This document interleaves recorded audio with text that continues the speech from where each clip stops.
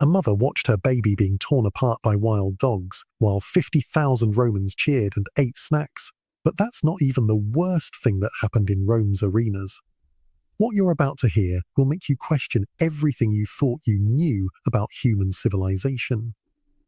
Because these weren't just executions, they were performances, where real people died in the most creative, twisted ways possible, all for entertainment. And the sickest part, the more brutal the death, the louder the applause. Today, I'm revealing the most insane arena acts that were so horrific. They made even hardened Romans walk out in disgust. And by the end of this video, you'll understand why some historians refuse to write about what really happened in the Colosseum. It all started with a funeral. The year was 264 BC, and a Roman nobleman named Decimus Junius Brutus had just lost his father. But instead of a normal burial ceremony, he decided to do something special. He called it his munus, his duty to the dead. 6 slaves were dragged into the clearing before the funeral pyre, given unfamiliar swords with their agricultural hands trembling around military hilts. "Fight," Decimus commanded. "Honor my father with your blood." The crowd of mourners shifted uneasily. Only the human sacrifice wasn't Roman. It was what barbarians did. But this wasn't sacrifice, Decimus assured them. This was different. This was sport with purpose. The first pair circled each other, and you could hear their breathing over the funeral hymns. These weren't trained fighters. They were farm equipment given weapons. One slave kept glancing at the funeral pyre, then at his opponent, then at the armed guards surrounding them. The arithmetic was simple. Fight your friend or die anyway. When the bronze sword finally met flesh and the first man fell, something changed in the crowd. They gasped, not in horror, but in something else, something new and hungry. By the time all 3 fights ended, 3 men lay dead, and 3 stood panting, covered in their friend's blood. The mourners had stopped weeping and started watching. Even the widow was leaning in now. What started with 6 men would eventually claim millions. The funeral guests departed with strange energy. They'd come to mourn, but left, discussing the fights. Who showed courage? Who fought with skill despite no training? When was the next funeral? Within months, other noble families began including paired fighters at their ceremonies. Just 1 pair at first, then 2, then 3. The excuse was always religious, honoring the dead, but everyone knew better. They came for the blood. One elderly senator wrote to his son, "Yesterday, I attended Quintus' funeral. The gladiator contests were unsettling, yet I find myself thinking about them constantly. There was something pure in those desperate struggles, something true. The addiction had begun." Within decades, ambitious politicians discovered that votes could be bought with blood.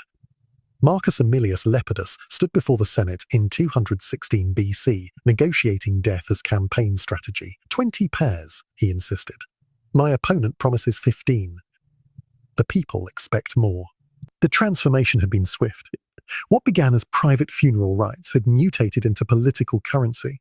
Every ambitious Roman now understood the new mathematics of power. Julius Caesar, still young and hungry for advancement, borrowed ruinous sums to provide 320 pairs of gladiators for his games. His rivals whispered about bankruptcy, but the crowd whispered about generosity. Citizens asked in the forums, "Did you hear? Caesar's gladiators will have silver armor." Pure silver. The mathematics of political advancement became grotesque. Historians calculated that reaching the consulship now required causing approximately 100 deaths. The Senate didn't discuss this openly. They discussed logistics, where to house gladiators, how to source prisoners, weapon quality standards. But Romans got bored easily, and regular sword fights weren't enough anymore. They needed innovation, creativity, new ways to extract entertainment from human suffering. That's when they invented something truly sick. Death theatre. Picture this. It's a dinner party in Emperor Nero's garden. Wealthy Romans are laughing, drinking wine, discussing politics. But something's wrong with the lighting. Those aren't torches illuminating the garden, they're people. Living human beings, coated in pitch and set on fire to light up the path. They called it the tunica molesta, the troublesome shirt. Here's how it worked. Prisoners were stripped naked, their bodies coated with wax and tar, then dressed in a special fabric shirt soaked in pitch, sulfur, and resin. 2. The mixture was precisely calculated to burn hot enough to ensure death, but slow enough to ensure spectacle. At sunset, they were ignited to provide ambient lighting for aristocratic gatherings. But here's the truly sick part. They had perfected the science of suffering. Too fast and the light died quickly, disappointing guests. Too slow and people got bored watching the agony.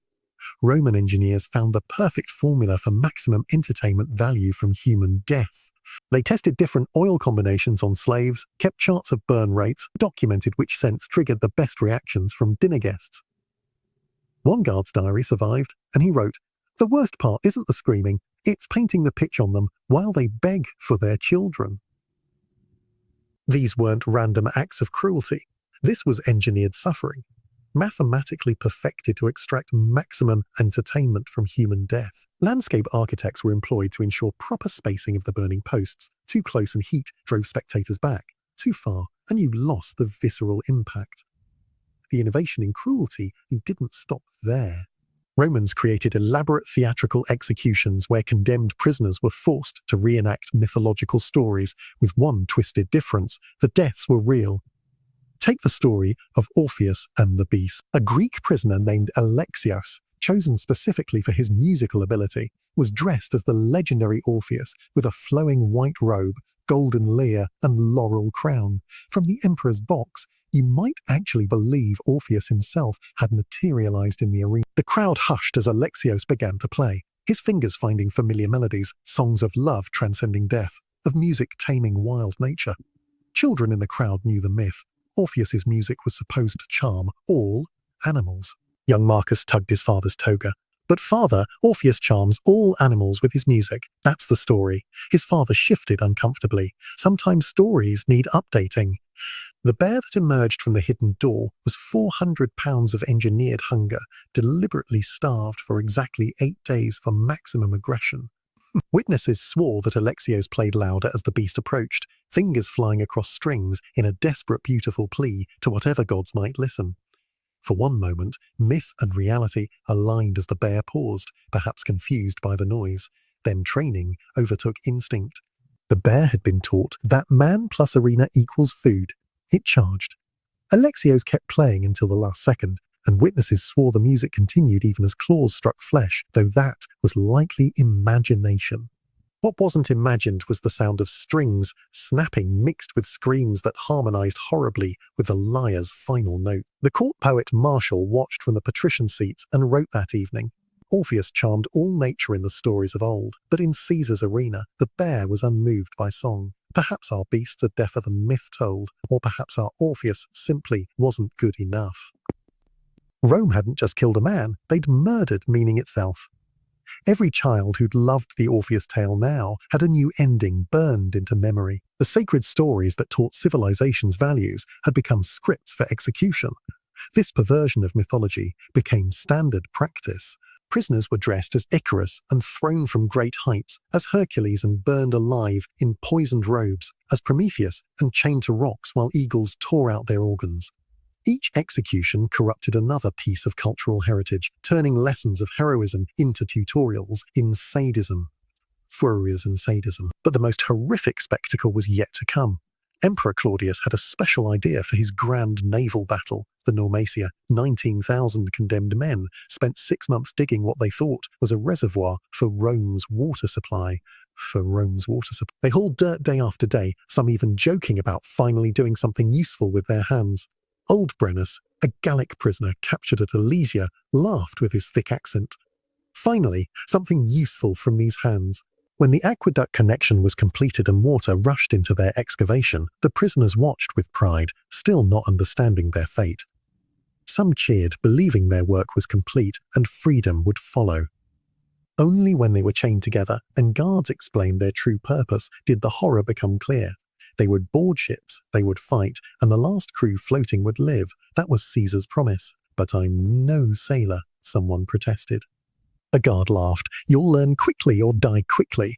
The absurdity hit them in waves. Gauls playing Greeks, Germans playing Persians, all performing a battle from centuries past for Roman entertainment.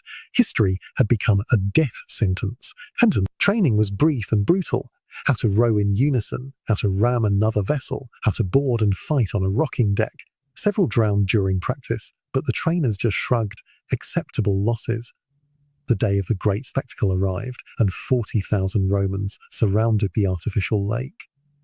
Caesar's box dominated the eastern shore, purple and gold blazing in sunlight. The water was pristine blue. It wouldn't stay that way. Horns announced the start as two fleets rode out with banners flying, Greeks on the north, Persians on the south. 4,000 men who'd never asked to be actors in Caesar's historical drama were about to die for entertainment. The crowd exploded as the first ram struck home.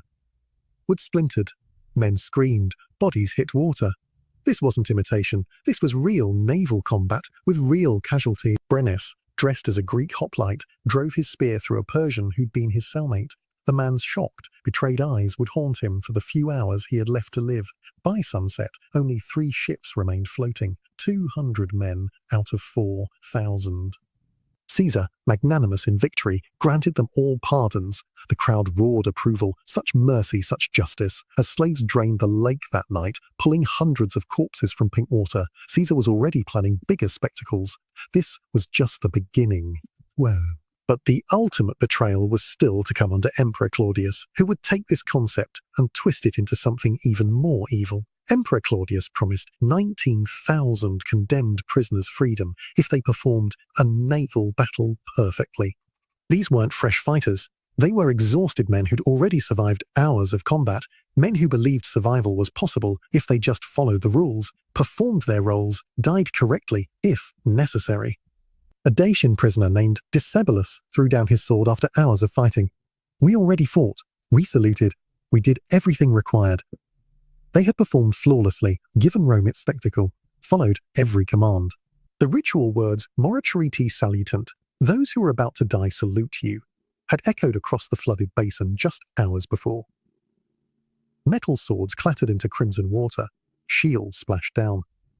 The men had given Rome its show. Now they waited for their promised pardon. Then imperial horns suddenly blasted across the arena. Not the notes of mercy, but the call to resume combat. Panic rippled through 19,000 throats as Praetorian archers notched arrows along the arena's edge. The emperor's promise had been theatre, just another act in the show. Just another act in the show. Guards began firing into the mass of men who moments ago thought they'd earned their lives. There was no shore to swim to, no exits that weren't blocked by spears, just entertainment value in their final moments of betrayal. What followed wasn't battle, but mechanized murder. Exhausted men swung swords with dead arms while the water around them turned from pink to crimson with the blood of their fallen comrades. Some tried swimming to shore, but auxiliary troops, with spears, waited at the water's edge, pushing them back into the killing zone. Others dove deep, choosing drowning over continued performance, but guards in small boats used poles to force them back to the surface. Even death on their own terms was denied to them. A Greek prisoner found energy for one last act of defiance. He climbed his ship's mast and shouted, "Romans!" You watch us die for sport, but we are men. We had families. We had names. We had names. I am Theron of Athens, and I die naming you all murderers. An arrow found him mid-sentence, and he fell into water already thick with bodies. The crowd cheered, finally, some passion in the performance. By sunset, not one of the 19,000 lived. Claudius had kept his promise in the cruelest way possible. They'd received mercy from further existence in Rome's world. The horror wasn't limited to the arena floor. Beneath the Colosseum lay Rome's greatest secret, an underground death factory operated by 200 slaves who never saw sunlight. They worked pulleys, elevators, and flooding systems in perpetual twilight, operating the mechanisms that lifted beasts into sunlight, manning the pulleys that raised scenery, controlling the pipes that could flood the arena for naval battles. They were the unseen stagehands of slaughter, and they developed their own twisted culture. Marcus Quintus supervised Section 7 for 5 years, and his logbook survived. Tuesday, elevator jammed with lion halfway up. Beast agitated, lost 2 men extracted. Wednesday, blood seepage from above, contaminating gear mechanisms. Requested sand replacement, denied, too expensive. These workers never spoke of what happened above, referring only to the performance. They knew, of course. Everyone knew, but distance allowed dissociation. During a test flood for an upcoming naval battle, 20 slaves maintaining the beast cages had no warning when water burst through drainage grates, filling their narrow corridor. The exit doors, designed to seal during floods, had activated automatically. The chief hydraulic engineer Gaius Maximus heard their pounding fists against bronze doors, their cries growing more desperate as water rose. "Release the seals," he shouted. "Can't," his assistant replied. "Would drain the arena. The Emperor is reviewing tomorrow." The supervisor stopped Maximus from manual override. 20 slaves or disgrace before Caesar. Which would you choose? The pounding stopped after 10 minutes. The test was deemed successful. The systematic persecution of Christians transformed from political necessity into public entertainment. What began as suppression of a dangerous cult evolved into elaborate theatrical productions where faith itself became combustible material. After Rome's Great Fire in 64 AD, Nero needed scapegoats, and Christians were perfect. Mysterious enough to fear, peaceful enough to capture easily, numerous enough to provide sustained entertainment.